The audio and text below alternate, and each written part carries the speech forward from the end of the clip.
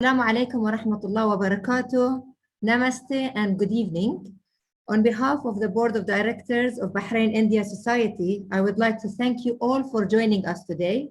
My name is Zahra Tahar. I'm Board Secretary with the Society. It's amazing to see that we don't only have members, but we also have potential members for our second virtual event in this term. Our event today, it's very interesting. The topic is inheritance, law, and procedures under the Sharia and the Indian legislation, a topic that many members has asked us to talk about. Please, before we start this conference, I would like to request everyone, especially the new potential members, to write in the chat bar their names and their emails so we can send you the recordings for this. This event will be recorded. Now, without further ado, I would like to ask the President, the Chairman, Mr. Abdurrahman Jum'a, to give us the welcome speech. Thank you. Thank you, Zahra.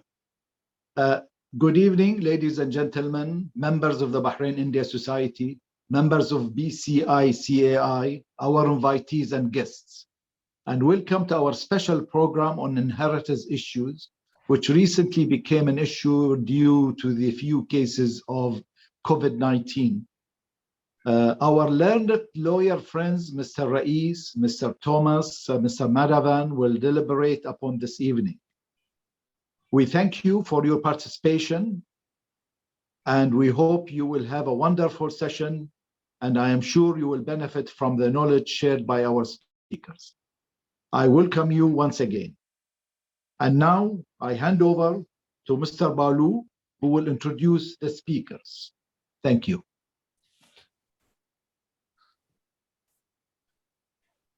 Mr. Balu.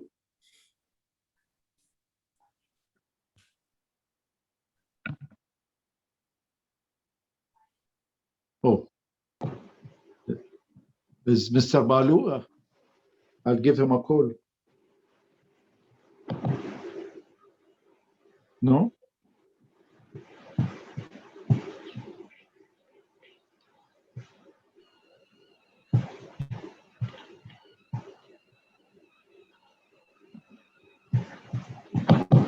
No, Mr. Balu, we cannot see you. It's your turn.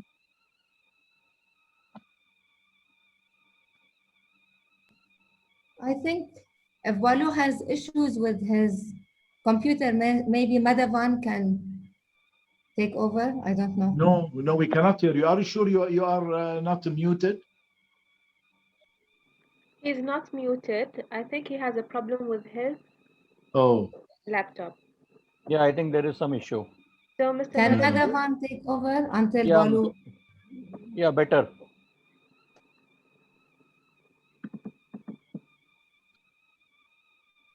So in this case, may I ask Mr. Madhavan, please, to take over? Okay. Good evening, ladies and gentlemen. We will,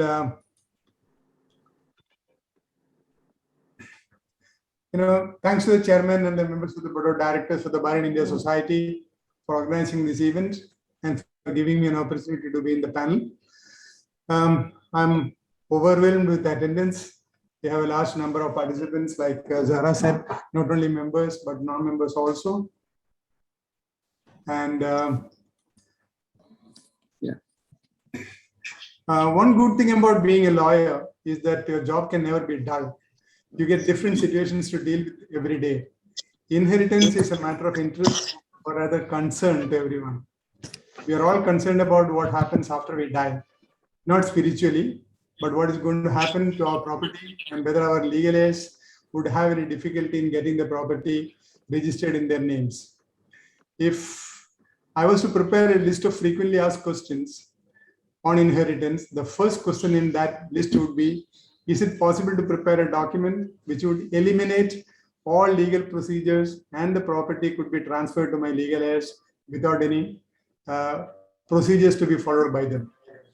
Let's hope we will be able to find some answers to these questions today. My answer, which I feel is the easiest and the best solution, is to transfer the property to the legal heirs before we die, but I'm sure none of us wants to do it for obvious reasons. If you have any questions, please type them in the chat box. We'll make efforts to answer all the questions if time permits. I do not want to take any more of your time. Before I invite lawyer Nizar to speak, let me tell you the story of a friend who recently asked me to prepare a will. He wanted to bequeath all the property to his wife, subject to the condition that she gets married again. I asked him, why such a strange condition? It is a little weird and unusual.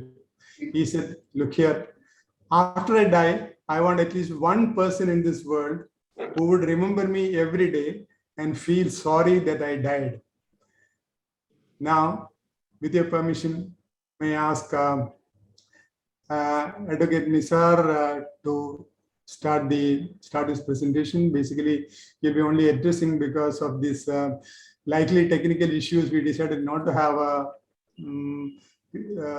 PowerPoint presentation. He'll be talking to us about the applicable laws, movable and immovable property, and practical difficulties and the procedural issues. Advocate Nisar, the floor is all yours. Thank you, Madhavan, for the introduction. And before I start talking about the subject matter of today's presentation, I'd like to extend a big thank you to President Abdurrahman Jum'ah for the kind invitation extended to me to this event.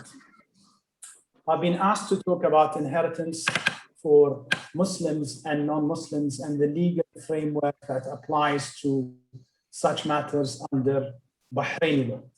And I propose to do that in 3 parts. In part 1 of my presentation, I will talk about the inheritance of Muslims and the legal framework that applies to Muslim inheritance. In part 2 of my presentation, I will be considering the inheritance rules applicable to non-Muslims in Bahrain. And my colleague Thomas will touch upon in more detail in relation to that process also. And the third part, I said I have to complete the picture for everyone here and not just touch upon the law, but also consider the way in which Bahraini courts actually consider inheritance cases for Muslims and non-Muslims. So with this introduction out of the way, allow me to jump into the first question. And the first question that I put here for myself to talk about is, how does Bahraini law regulate inheritance for non-Muslims? Sorry, my apologies, for Muslims. And the answer is simply, it doesn't. There is not a legal framework. There is not a statute under Bahraini law that regulates the inheritance for Muslims. The Bahraini legislator opted rather for inheritance to be regulated in accordance with the principles of Islamic Sharia. And in this regard, this is actually confirmed by 2 statutory instruments. The first is the Bahraini Constitution. And in this regard, I refer to Article 5D of the Constitution. And allow me please to read it. Article 5D reads, inheritance is a guaranteed right governed by Islamic Sharia. So the Bahraini Constitution itself acknowledges that inheritance for Muslims is governed in accordance with Islamic Sharia principles and not by legislation. The second provision that I'd like to also refer to is Article 909 of the Bahraini Civil Code. The Bahraini Civil Code regulates inheritance only at a surface level, and it basically recognizes inheritance as a means of gaining ownership of something.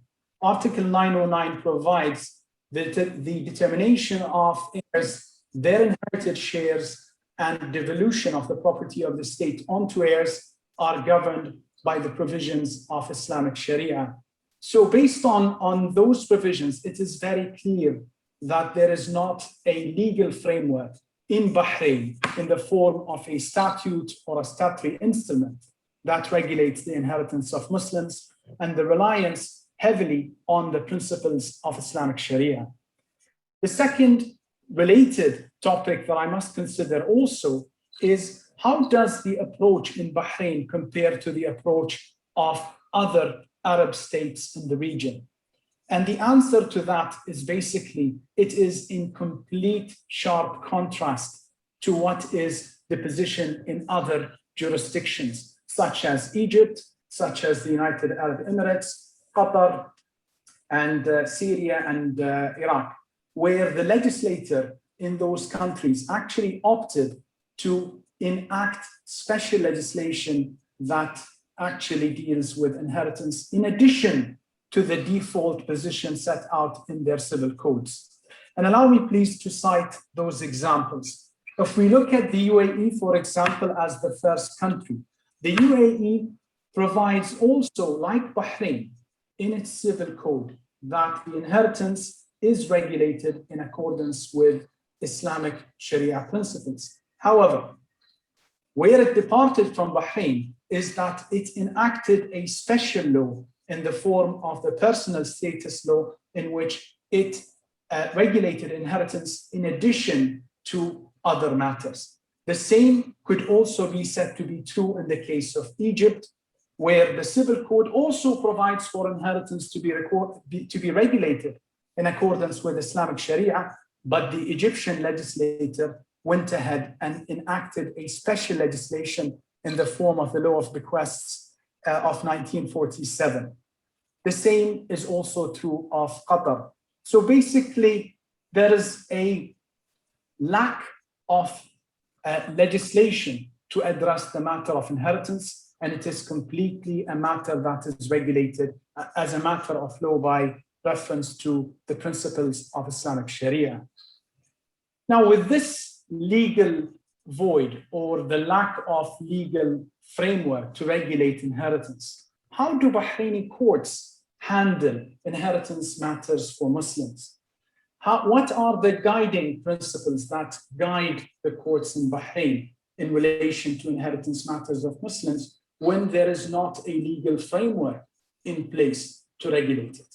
And I'd like in this regard to refer you to two decisions of the Bahraini Court of Cassation, which I found very informative and very interesting to make note of. The first decision is challenge number 767 of 2010. And in that challenge, the Bahraini Court of Cassation, the highest civil judicial authority, rendered the following judgment, and I quote this text: ascertaining heirs, determining their shares, and the transfer of state monies to them is subject to the provisions of Islamic Sharia. Now, this is clear and this is understood by reference to the earlier provisions. However, where this judgment becomes interesting is in the next sentence of it, where the judgment goes on to state the Bahraini legislator does not regulate the administration of estates, starting from the appointment of an administrator, the taking of an inventory of its assets and liabilities, payment of its debts, and distribution of its monies to the heirs, each in accordance with his share. Now, this judgment to me says one thing. It recognizes the absence of a statutory framework for inheritance in the case of Muslims. A more recent judgment and a more interesting judgment of the Court of Cassation, which I would also like to refer to, is a decision in challenge number 1038 for the judicial year 2019. And this decision is a very recent one, where the court goes on to state it is established that an inheritance case is but and this is where I'd like you to focus with me, a judicial invention aimed at administering the estate or settlement of rights attaching thereto. Also of interest in this judgment is this next sentence. Its extent is determined only by the claimant, whether an heir or a creditor of the deceased, whose rights are attached to its monies or other right holders in accordance with the provisions of Islamic Sharia. So what do these judgments basically say? They recognize the absence of a statutory framework, but they also confirm how flexible inheritance cases can be from a procedural point of view. And they also confirm that the procedures will be determined by what the parties, the concerned parties, seek in those cases and what the judges consider as necessary given the circumstances of each case. Now, what does this mean in practice? It means that inheritance cases can be of different types. There is the most common type where an heir files a case against the remaining heirs seeking the court confirmation of the size of the estate, what monies are in it, and its distribution. Another typical type is where an heir files a case against other heirs seeking also confirmation of the monies. Sorry?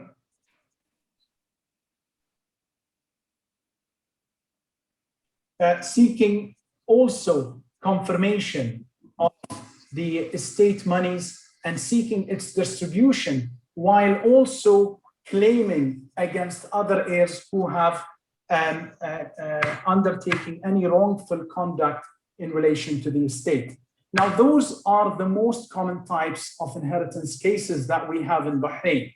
However, a very recent judgment of the Court of Cassation, as recent as 2020, extended actually the scope of those cases. And in this case is, to me, the most interesting, because in this case, a creditor actually was held to be entitled to file an inheritance case.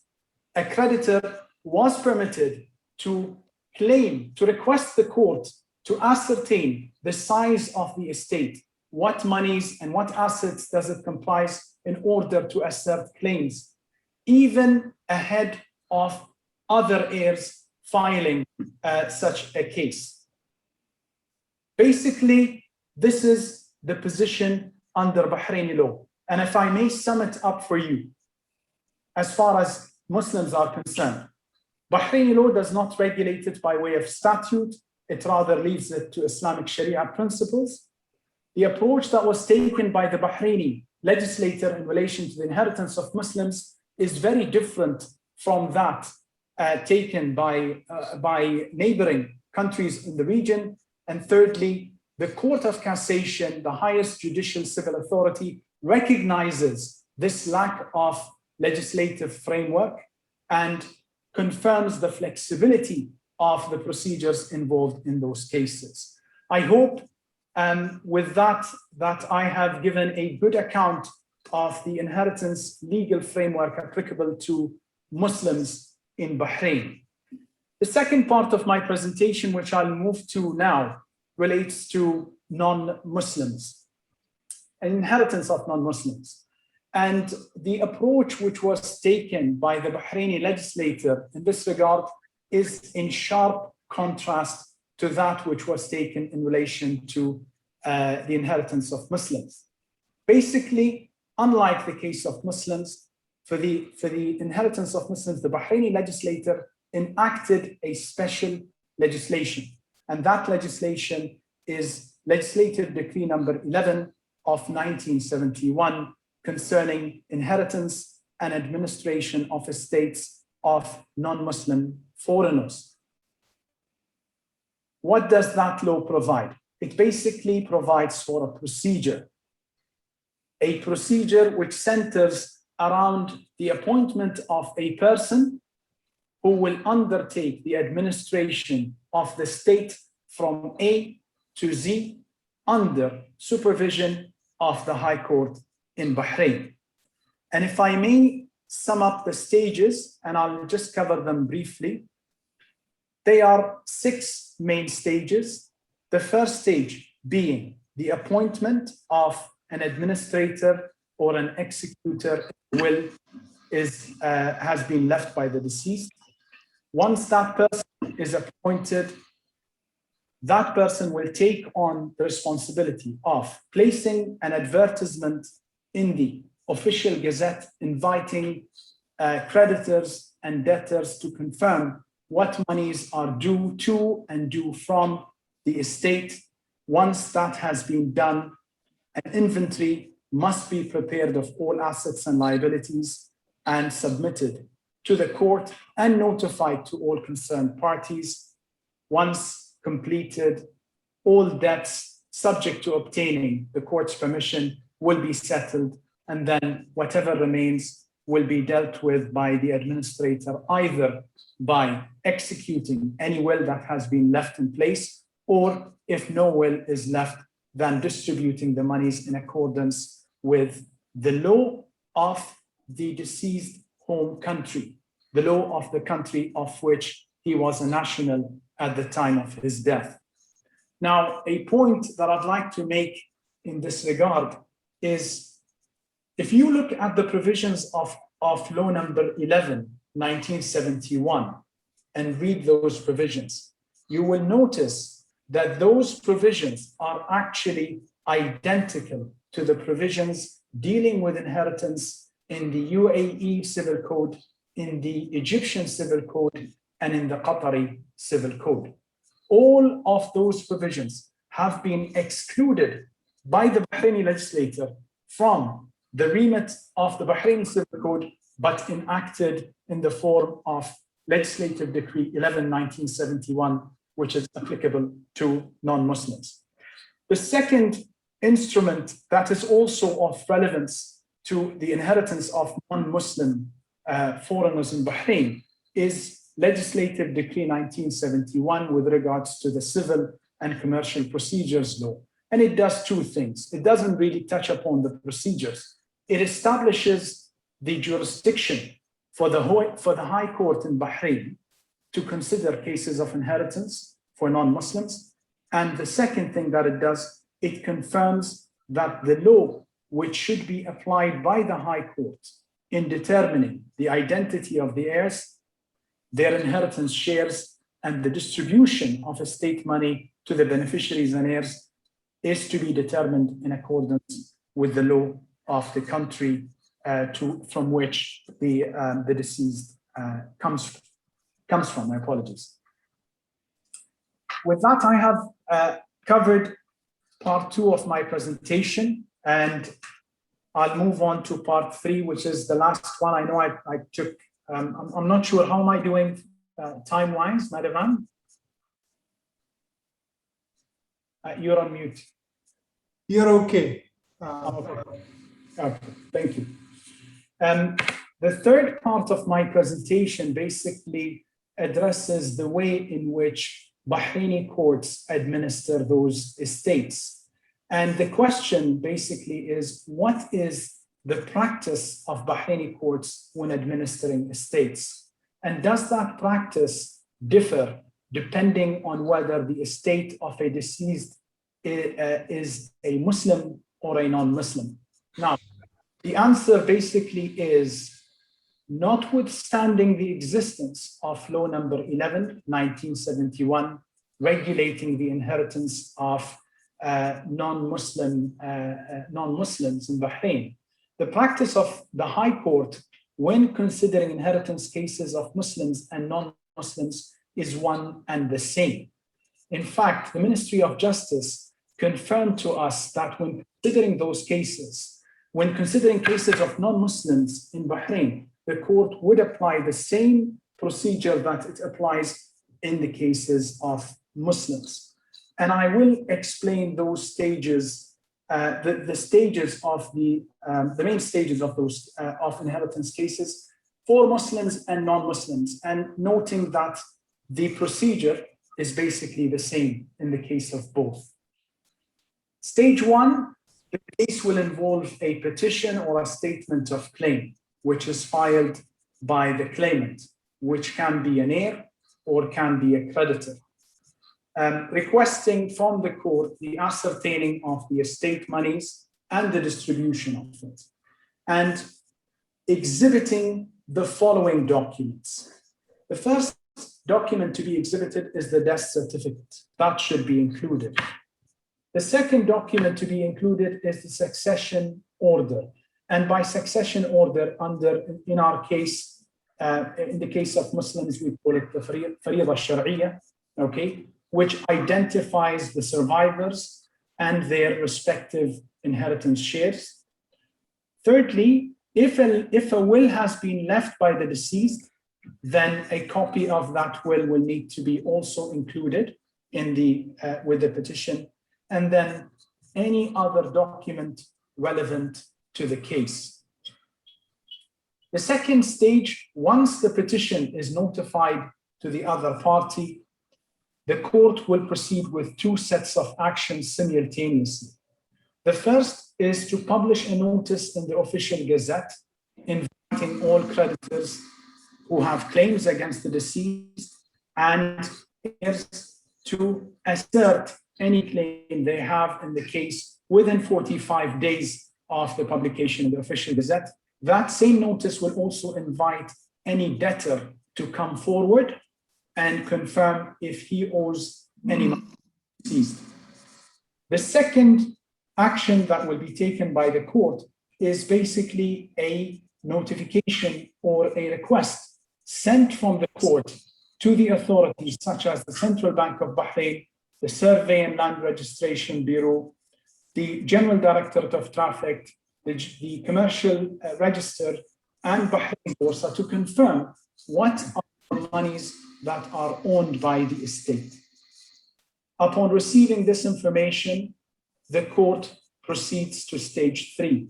And stage 3 will basically depend on whether any claim is or is not confirmed by a creditor against the estate. If no claims are asserted following that notification in the official gazette, the High Court will ascertain the estate monies and deliver its judgment confirming the shares of inheritance of each heir. Where a claim is asserted, the court might handle the claim if it's able to, or alternatively, which is common, appoint an administrator who will basically consider those claims and in working closely with the court, pay those claims if they are due to the creditors. And once all debts are paid, proceed with a distribution of the estate money to the heirs and beneficiaries in the case of a will. This is basically my presentation. I thank you all for your patience, and I'm happy to address a question, and I don't know if that will happen now or subsequently. Thank you, Nizar, for your elaborate lucid presentation.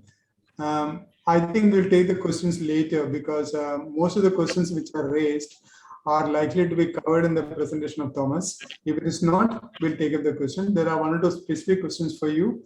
I think we'll take it later. May I now request Thomas to start his talk.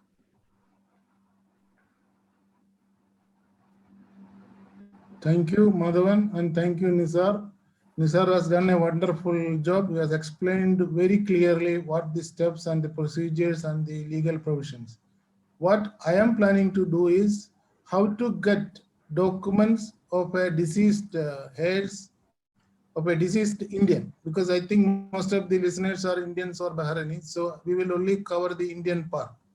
See, there are certain documents to be obtained from India if you are an Indian origin. So I will cover the documentation part and the authorities involved and a will. So only 3 parts I will cover, and then during question answer we can take further questions and answer it. Now, if an Indian die in Bahrain, the first step should be get the death certificate attested by the Ministry of Foreign Affairs and Indian Embassy. Then take this certificate into India and register the death in your local area. So there are authorities for registering death and issuing legal heir certificates. See, once the death is registered, you can apply for a legal heir certificate. That is the easy things to do. Legal heir certificate is issued by local authorities, and it will take little time. But if you have registered the death, they will issue it. But before issuing, they will publish a notice in the official gazette there, asking for no objections, and all formalities will be done, and then everything is clear. They will issue a legal heir certificate. That is one way of proving who are your legal heirs. The second way of proving is a succession certificate. Succession certificate you can obtain from a court in India, because in metropolitan cities, as far as I know, they don't issue legal heir certificate because of the complexities there. So in those places, we have to approach the court for issuing a succession certificate. Succession certificate show who are your heirs and what are their entitlement to the share of the estate, etc. The third is having a will. If you have a will, you can give it to the court and court will issue a probate on the will. So that is, there are 3 steps or 3 documents in which you can prove who are your legal heirs. So now, if you, as I briefly mentioned how to get all these documents. And the time frame is around 3 to 6 months to get these things sorted out. Now, if you don't have a will, what will happen is your estate is distributed according to your personal law. That means if you are a Christian, Christian law will be applicable to you. If you are a Hindu, Hindu law will be applicable. If you are a Muslim, Muslim law will be applicable. In India, we have laws for all major, Christians, Hindus, Muslims, we all have. But Muslim law, again, is based on the Sharia principles. So it is, all principles are same. And Muslims also can get all these one of these documents to identify who are their legal heirs, and the Sharia will distribute the shares according to the Sharia principles. Now we come to the point of will.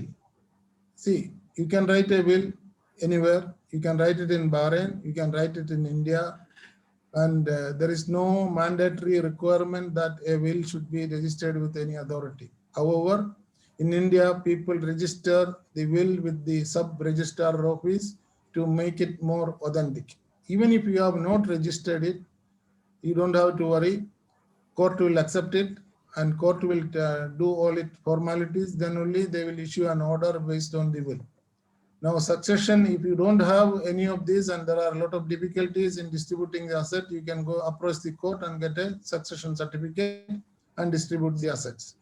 Now, if I may add more, you can, even non-Muslims in Bahrain can make will, because now they have introduced a system that a will can be made by a non-Muslim in Bahrain. But there are certain steps to be done. Now, what I understand is happening is English notaries can do, Arabic notaries can attest the will. If it is taken to a notary, what they ask us to do is this will must be countersigned by the religious head. That means if it's a Christian, it has to be attested by one of the churches. If it is Hindu, you have to take it to the temple and get it countersigned. Then only the notary will attest the will here. If you have a will in Bahrain, as Mr. Nisar stated, you can take this will to the Bahraini court and get all the formalities done there. So it may be wise to have a will prepared in Bahrain and notarized. So you can have the distribution of assets in Bahrain very quickly. Still, the court procedure might take time. It may take 1 or 2 months to appoint the executor, then get all the informations done. It will take again time to do that. But however, those who are in Bahrain and those who have property or shares or anything, it is advisable to make a will. These days, they are allowing it to be done. In the past, it was very difficult to get will notarized by the authorities. Now, the procedure Mr. Nisar has already covered. Now, the formalities in India I have covered. Then what I can do is in the question answer session, if anybody has any specific question, I will cover those in the question answer. With that, I end my the briefing. Mr. Madhavan can take over and start question answer session. I think that is the best thing to do. Thank you very much, Thomas. That was a good coverage. And there are a few questions. I'll start with the question which was addressed to Mr. Nizar about judgment which he had mentioned. I'll read it to you. This is from Mr. I think going by order of priority. There is the first question is to Thomas. Does this is from Mr. Prakash. Does the bank account in joint name eliminate the risk of inheritance law? No. What happens in Bahrain, maybe Nisar can add after I answer. What happens in Bahrain, see, all bank accounts, irrespective of single, joint, current, savings, deposits, all will be frozen as soon as someone dies. And those accounts will be released once the legal aids or once you have a court order from the court. To get a court order, you have to go back, get all the documentation and get an order. So until that time, all account will be frozen. Okay. In that case, would you recommend, suppose the husband and wife both are living in Bahrain, would you recommend having separate accounts for them in addition to having a joint account if they want to have a joint account? See, that is what I suggest all the people these days, better to have single accounts as well as joint account if they wish, but at least to safeguard the interest of the family, you can have a single account and put certain amount of money there which can be used in the event of any unfortunate situation. I understand there have been several cases where because the accounts were frozen and it was only joint account and the wife who was living here could not do anything. She had to get money from India. Again, is a problem. It's a little big issue there. So I think it's a good advice to have separate accounts like you suggested.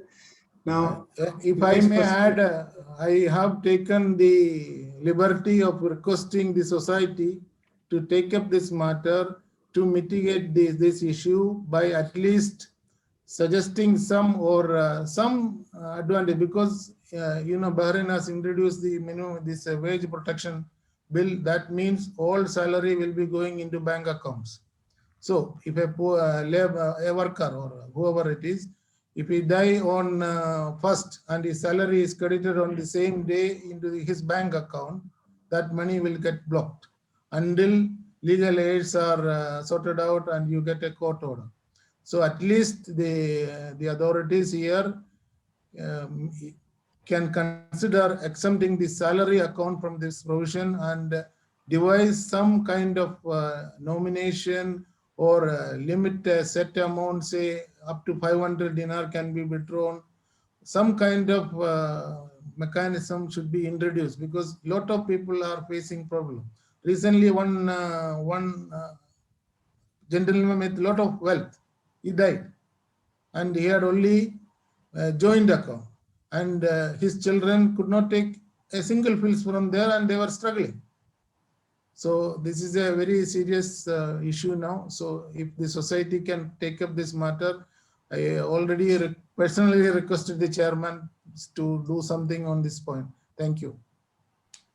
Okay, before I go to the next question, which is for Nizar. Nizar, would you like to comment on the joint account matter which was raised, whether, like Thomas said, is there any possibility of the government, it's a very hypothetical question, the government considering the exemption in the case of salary accounts, is it advisable to make a representation to the Minister of Justice or and the CBB? What do you think about it? Well, it's a possibility. I agree with the view expressed by my colleague Thomas, and we were actually colleagues. We did work together in the same firm a long time ago, and I hold him in high degree of respect. The Bahraini Commercial Companies Law basically provides in Article 283 that death of one joint account holder will result in the freezing of the bank account. So the current procedure, a bank will stop any withdrawal from the bank account until a legal successor is confirmed by court. The difficulty, if we look at law number 11 of 1971, it actually provides, and let me just have a look at the law just to refer to the right article. sadly, I don't have the law in front of me. I just find it. Law number 11 of 1971 basically permits the administrator to approach the court on an urgent basis to seek some reasonable amount of money to support the family. Okay, so this could be done with the court's permission if applied for. Thanks, Nizar. Nizar, you mentioned about the judgment of 2020. There's a question about that from Mr. Mani Lakshmanamurthy. His question is, according to the recent judgment, creditor can claim his amount ahead of legal heirs.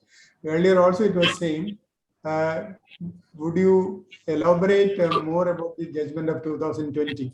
What is the concept of that?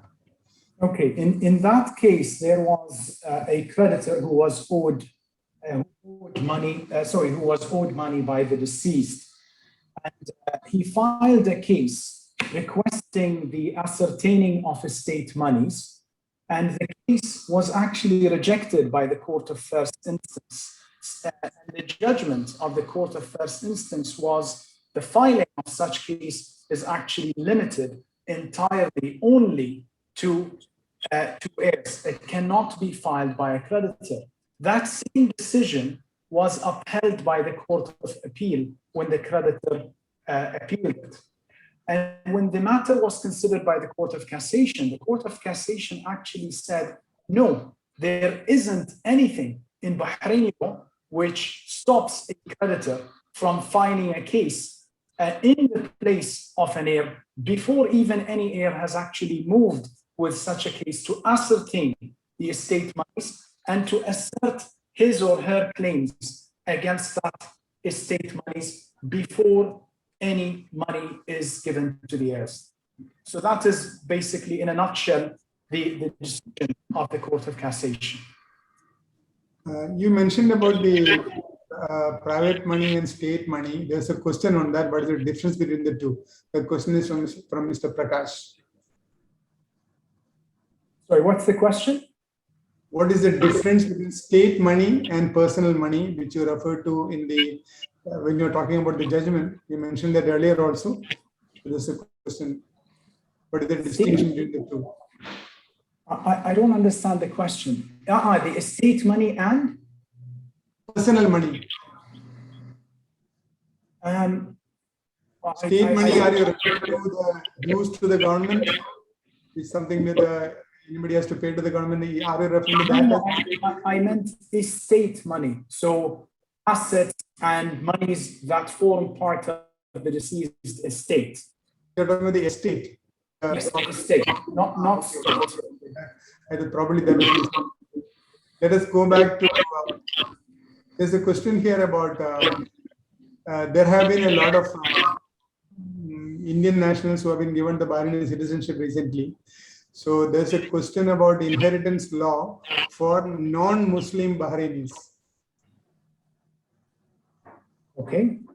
The question is whether the Sharia will apply or it will be according to their religion. Suppose a Hindu. I'm a Hindu, Bahraini tomorrow. Just because I become a Bahraini, will the Sharia law apply to me, or I can go to Hindu law? No, I believe that Hindu law will apply in this case. However, and I was reading about this. There's a very interesting recent judgment that was delivered by the Egyptian Court of Cassation. And Bahraini courts are very much influenced by the Egyptian legal system. In that judgment, there was a Christian lady who basically, when her father passed away, the estate was divided. She actually received half of the share from the inheritance in comparison to her brother. And she didn't like that outcome. And she proceeded with a case. A judgment was delivered very recently in which the Egyptian Court of Cassation, notwithstanding applying to inheritance in Egypt, regardless of the religion, was the court actually applied the laws applicable to Christians as far as inheritance is concerned, regardless of the fact that the civil code in Egypt provides for inheritance to be subject to Islamic Sharia. Thank you, Nizar. And the next question. May I add another one? Yes, Thomas. Go ahead. In Bahrain, your own personal law is applicable. I have an experience with a case. So a Christian become Bahraini, and when her husband died, Christian law was applied. Okay. Now this question I'll direct to you. There's a question from Shyam Krishnan about the process to be followed for the appointment of an administrator for non-Muslims, for expatriates in particular in Bahrain. Is there a need to appoint an administrator if there is or you can go by the legal aid certificate or the succession certificate? See, 1971 law says an administrator, the English version, what I know, says an administrator. The administrator is appointed in two ways. One, by the court. If somebody put a file, the court appoints an administrator. Otherwise, the administrator is equivalent to executor. Executor is appointed by a will. So you must have a will in place in Bahrain, which you can present to the court, and then the court will appoint the executor as the administrator of the estate. That is the procedure as far as I know. I understand that. My question is the question to elaborate on the question. Now, suppose a person dies without leaving a will, and the legal heirs get a succession certificate listing the names of the legal heirs. So that has to be presented to the court for getting an order with regard to the property in Bahrain. So is it necessary to appoint the administrator, or all the legal heirs are entitled to make a claim on that basis? The court, from my experience, I can say the court will issue an order based on the legal heir certificate. For example, there's no administrator appointed in such cases. That's what you're saying. No, see, administrator role normally comes where there are debts in Bahrain, and there are other claims than the normal claims of legal heirship. See, it's a normal claim without any objections from anyone. The court will issue a direction to, for example, to the bank to distribute the fund according to their own personal law, or which is written, or which is it will be in the order. Normally, what we suggest, or what I suggest to the people who ask me, to ask all the heirs to nominate one person to receive the funds. So you avoid the necessity of proving to the court your ratio. For example, if you are getting 10%, 20%, so from India, when a power of attorney is issued based on the legal heir certificate issued in India, I always tell people to clearly say what portion goes to who, or relinquish your rights to one person. Then when the money is with you, you distribute it. That is one way of doing it. Very simple way of doing is that one. Rather than, if there is an issue, the court will ask an opinion or the provisions of the Indian law proving how your assets are distributed. To avoid all this, after getting the legal heir certificate, when you issue a power of attorney to a Bahraini advocate, you can relinquish your right to one person or two persons. Then the court will order, okay, this should be distributed equally to one or two persons. That is the best thing to do to avoid any kind of difficulty in proving to the Bahraini court how the assets are distributed. Okay, thanks, Thomas. Now there's a question about registration of a will. The non-Muslims, is it compulsory for the non-Muslims to register their will in Bahrain, or can it be unregistered? This question is from Dr. Arun Kumar Praharaj. See, there is no system of registration of a will in Bahrain. See, as far as Indians are concerned, everything is done by Indian embassy. All these birth certificate and all these registration is done at the embassy. Birth, for example, death, for example. But there is no system in Indian embassy to register a will. However, last week I have been told that embassy started attesting the will. For example, if you want to sign a will at the embassy. You can go and sign there, and the embassy will say this was seen or signed in my presence. They don't attest the contents of the will, but they will say this person came and signed this will in my presence. So that is to have that will more authentic, and then you can take it to the Ministry of Foreign Affairs, have it apostilled or legalized. So when you take this will back to India, it is more authentic.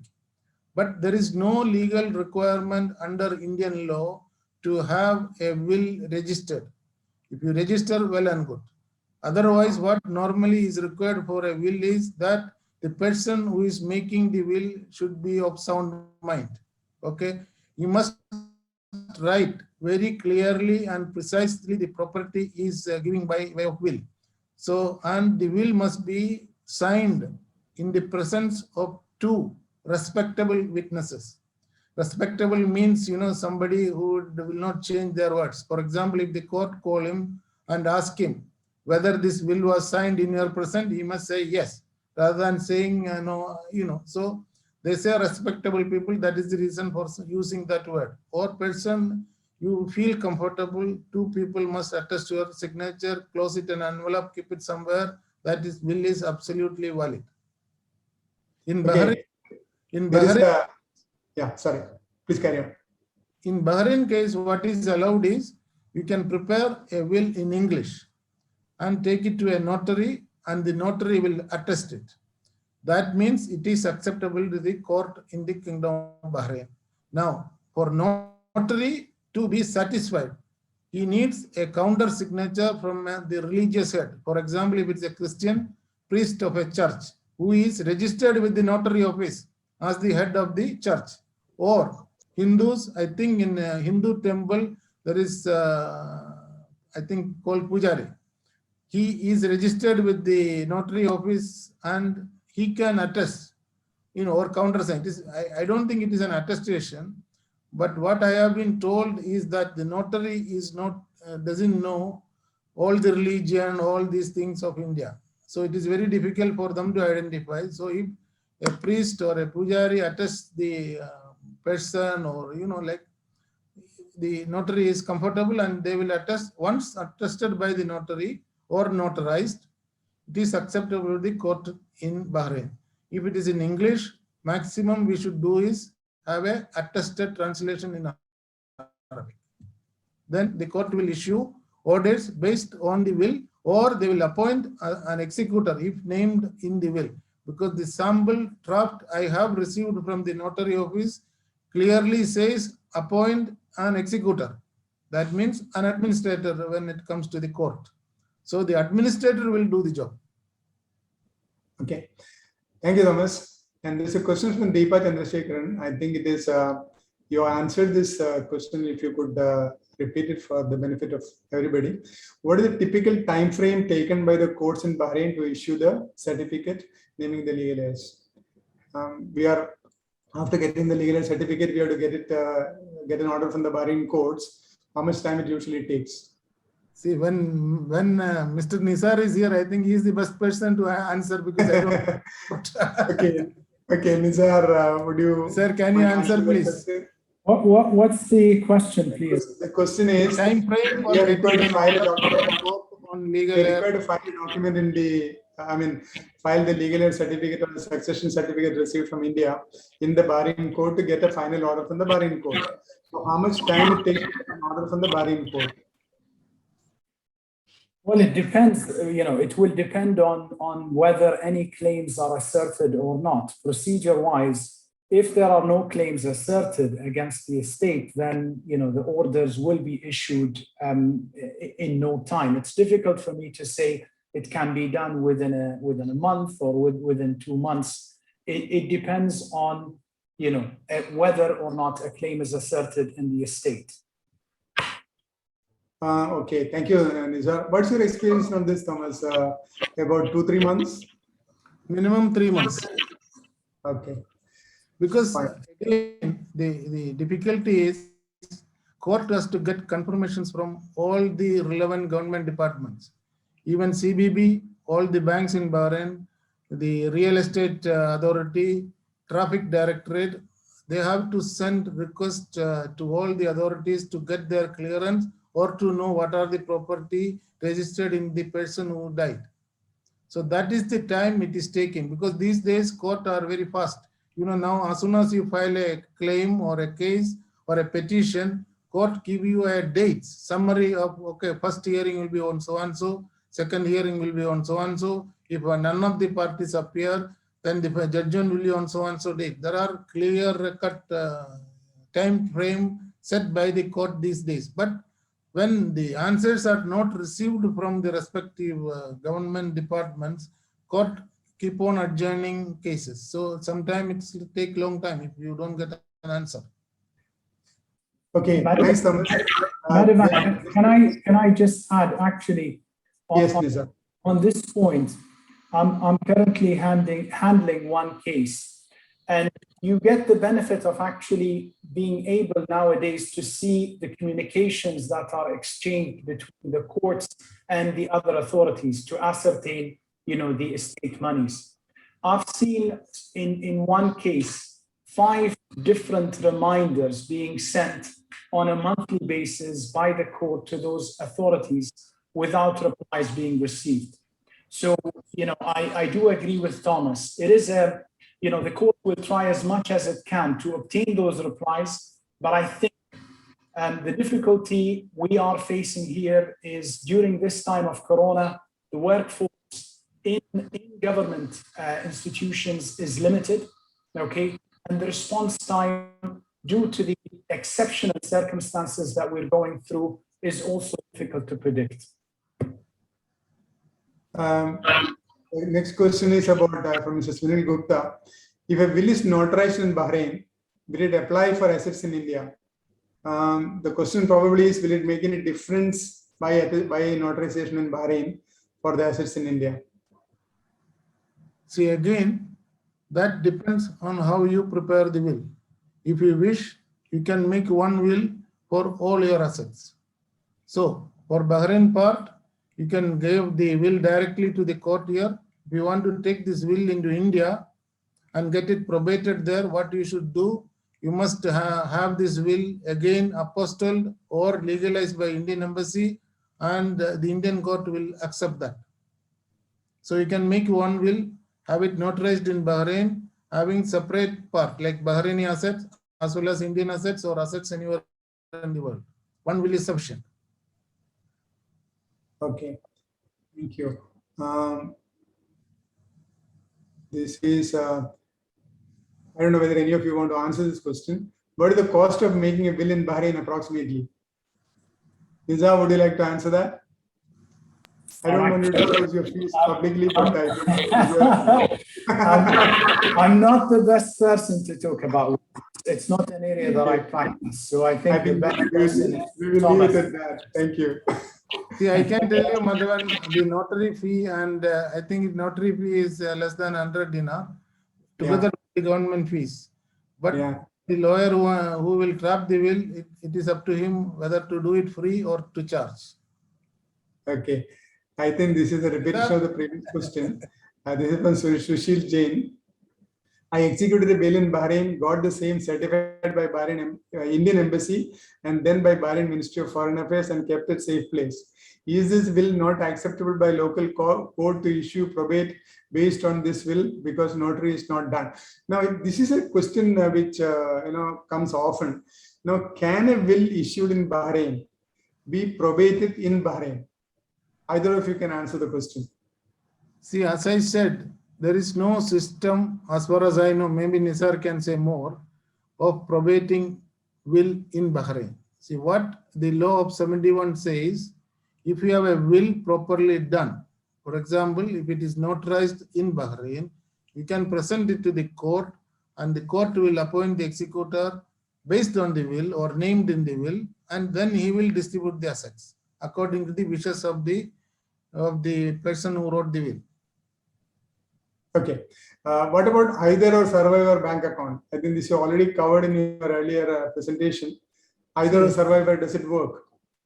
Any kind of accounts, according to the CBB regulation, as well as the law of commerce, and this all get blocked. as soon as someone dies, and they don't allow. So they keep the account blocked until legal aids are finalized for one of the account holder. Okay, thank you. And this is a practical problem. This is about the residency.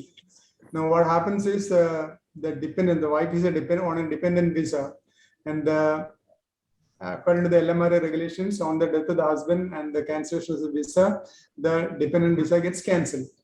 She'll be required to stay here in Bahrain maybe for 3 months, 4 months, depending on the time required for completing all the procedures. So, what is is she legally permitted to stay in Bahrain with, in spite of an expired visa? Can I answer, or Nisar? I don't think Nisar will answer. I will answer. Yeah. Normally, from my experience, if people want to stay here, they should request their sponsors to request LMRA to keep the residency valid. So that works. I am aware about 1 or 2 cases where the wives requested for special permission to extend or keep the visa rather than cancelling it automatically. So that a request must be made as soon as possible. Oh, that's a good information, because many people do not know about it. And if the extension can be given as a special case, that will be great help for people. I think there's a question about how to become a member of BIS. Prakash, if you could type your email ID here, and we will have the form sent to you. Reem will take care of it. Thank you very much for the insightful presentation. What happens when the assets are in a corporate structure and not in personal names? What happens if the assets are by shares in a company? You mean the shares in a company? Yeah. Same situation. You have to get an order from the court to establish the heirs. Then, based on the court order, the ministry will transfer the share to the legal heirs. Will the company account be blocked? See, according to the company law, company must continue. Okay. So, bank account should be operational. If it is a single person company, means now suppose there's a single owner, will the company account be blocked? Can I just add a point here in relation to companies, Madhavan? Yes, Nizar. Please go ahead. With companies, obviously, it's a different legal personality to the personality of its owners. So the death of a partner doesn't really lead to the end of the company. It might actually, in the case of let's say a WLN, a partner may actually does not lead to the dissolution of the company. So the company does not get dissolved unless its memorandum of association provides that. It actually depends on the type of the company. So a WLN by default, as I said, will not dissolve. The company will continue, and the heirs, in accordance with Article 272 of the Commercial Companies Law, will inherit those shares and become partners in the company unless the memorandum of association of the company provides otherwise. Other types of companies might have a different treatment, where we're talking about a entity of the partner is very important to the business, such as a venture, for example.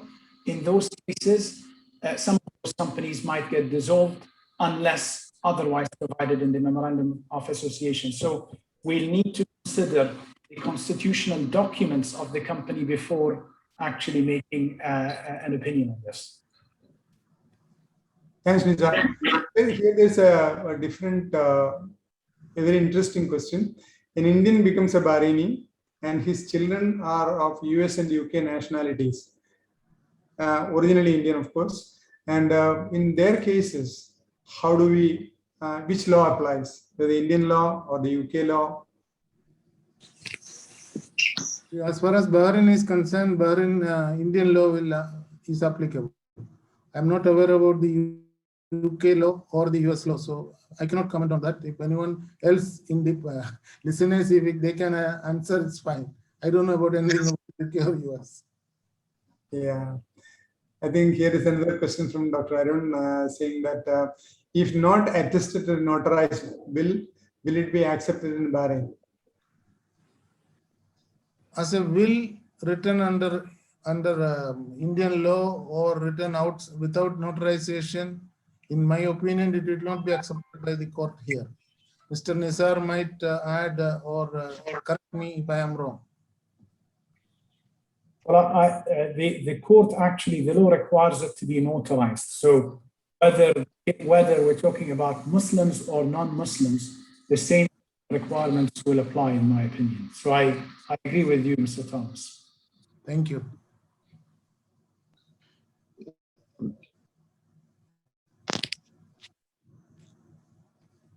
I think, Mr. Madhavan, Yeah, sorry. How do foreign assets get dealt with for a non-Muslim expat and Muslim expat who dies in Bahrain? I think, Thomas, you just mentioned about Nisar, do you think you'll be able to answer this? Well, I'm not comfortable answering, the laws that apply in other jurisdictions. I can only consider, Bahraini laws. Okay. What was the question, Madhavan? The question is, how do foreign assets get dealt with for a non-Muslim expat and a Muslim expat who dies in Bahrain? See, that will be applicable where your assets are located. For example, if your assets are in India, Indian law will be applicable there. And again, depends on your personal law. He's asking about the foreign assets. He's asking about the foreign assets. What is that? Foreign assets. Yeah, that's what I am saying. Depends where your assets are. Correct? See, there are two basic principles here. Yeah. Right? One, your personal law, which is applicable, plus where the property is. For example, if you have a house in UK law will be applicable. That is the foreign assets, right? That's what the question means, or some other questions. Yeah, it refers to foreign assets, not Bahrain assets. Okay, foreign assets means assets which are situated outside Bahrain. Okay. I think we have already crossed an hour. Maybe we'll be able to take one or two questions. And now I assume the same rules are applicable for personal safe deposit vaults with banks here as those of bank accounts. Thomas. What is that? I assume the same rules are applicable for personal safe deposit vaults with banks here as those of bank accounts. Please confirm. The freezing of accounts, that the question is about freezing of accounts. Does it apply to all type of accounts? It does, right? That is what my understanding. Everything gets blocked. Okay. Gentlemen, I think it's past an hour. So if Mr. Balu still, are you with us, Mr. Balu? You want to say something? Yeah, I'm still here. Yeah.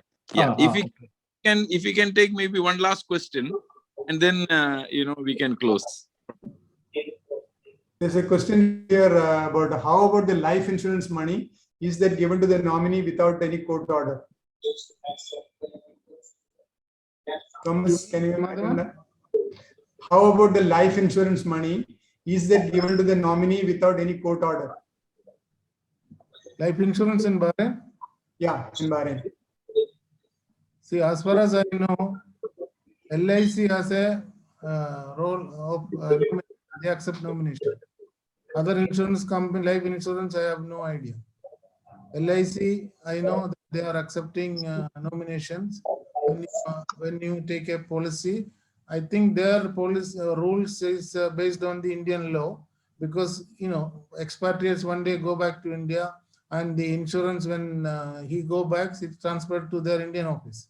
So that is why they are accepting the nomination, as far as I know. But other life insurance companies, I have no idea about nomination. Normally in Bahrain, no nomination is allowed. Okay. So I don't think other insurance companies will do, because LIC being in a special position, and they are catering mainly to Indians, and Indians keep on coming, going. So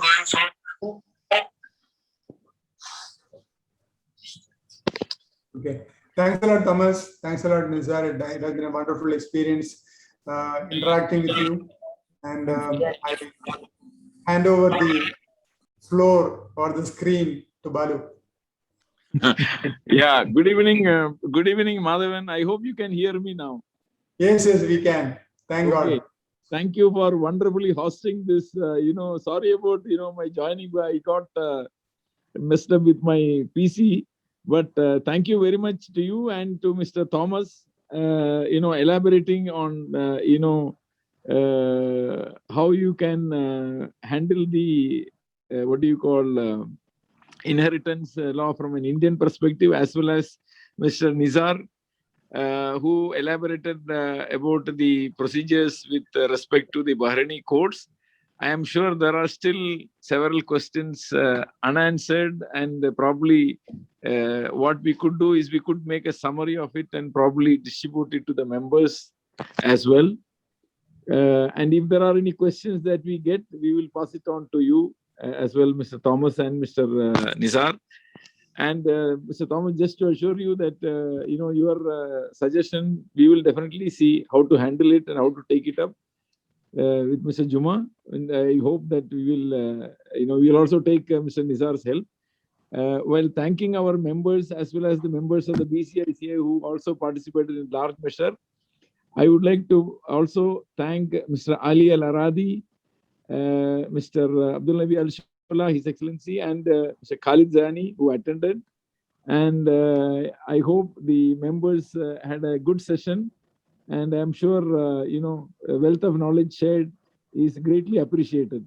Thank you very much, the panel members, as well as Madhavan, and as well as all the guests and invitees. Thank you so much. thank you. Thank you, Balu. Thank you.